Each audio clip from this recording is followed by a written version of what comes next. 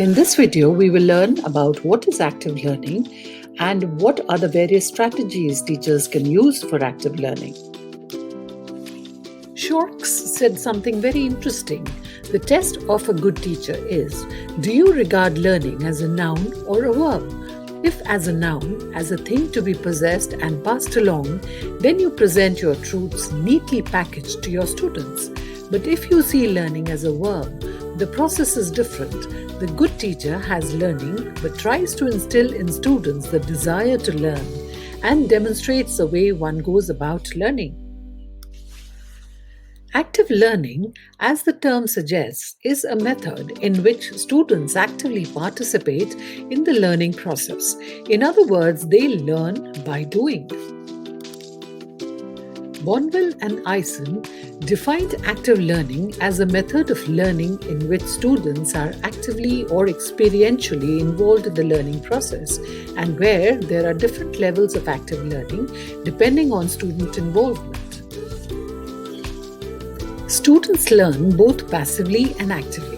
Passive learning takes place when students take on the role of receptacles of knowledge.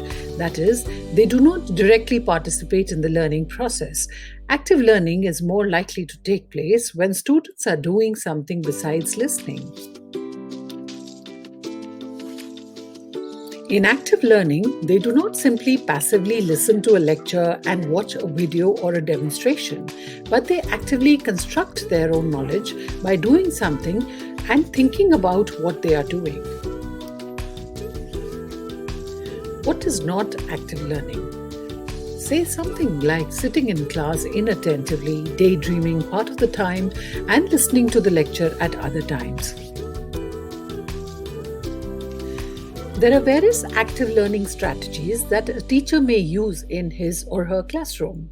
Students may be actively involved in brainstorming, discussions, debates, problem solving, group and individual exercises, role plays, working on research projects, model making, presentations, and any other activity that makes them do something that propels them towards achieving the lesson objectives.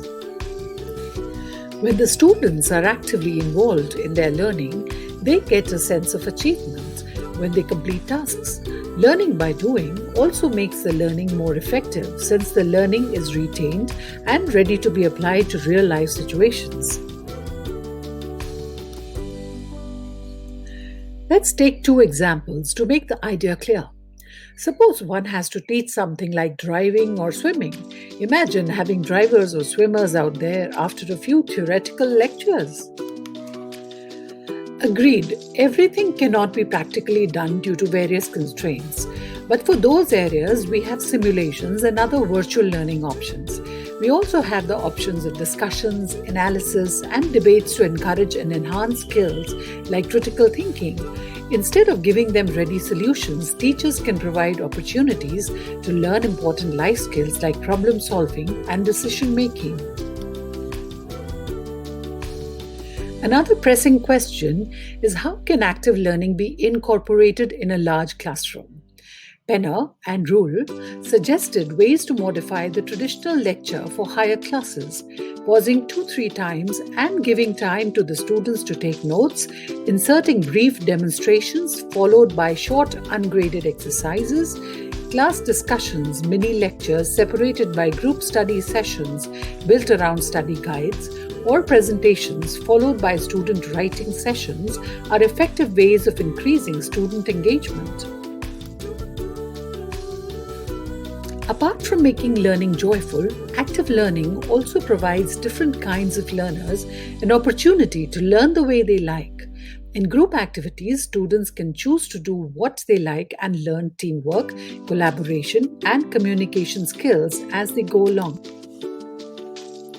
The following two images, based on Edgar Dale's theory, highlight how different kinds of experiences contribute to learning and knowledge construction.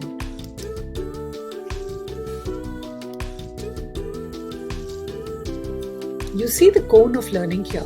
After 2 weeks, we tend to remember 10% of what we read, 20% of what we hear, 30% of what we see, 50% of what we see and hear, which includes watching a movie, looking at an exhibit, or watching a demonstration, or seeing it done on location.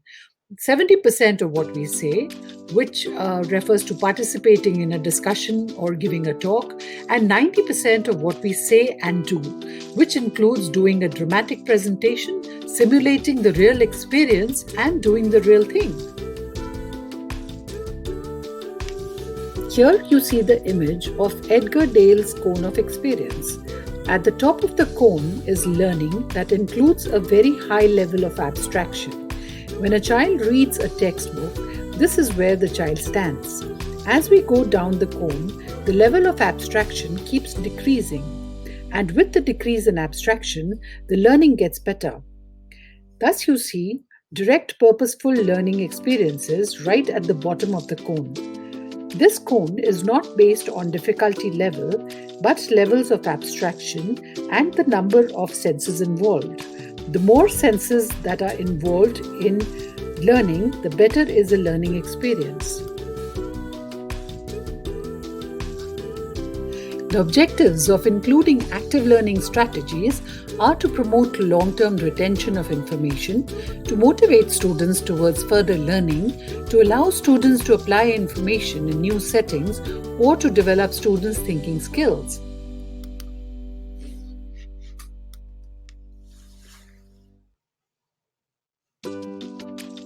In using active learning strategies, less emphasis is on transmitting information and more is on developing student skills. What should be kept in mind then to plan lessons for active learning? The first important and most important thing is to create meaningful experiences. Use a combination of different strategies to enhance varied skills, involve more senses in the learning experience, and create a balance between concrete and abstract experiences, moving from concrete to the abstract. Teachers today can make use of available technology for increasing student involvement in their learning. Highly individualized experiences can be created to help the learner move at his or her own pace.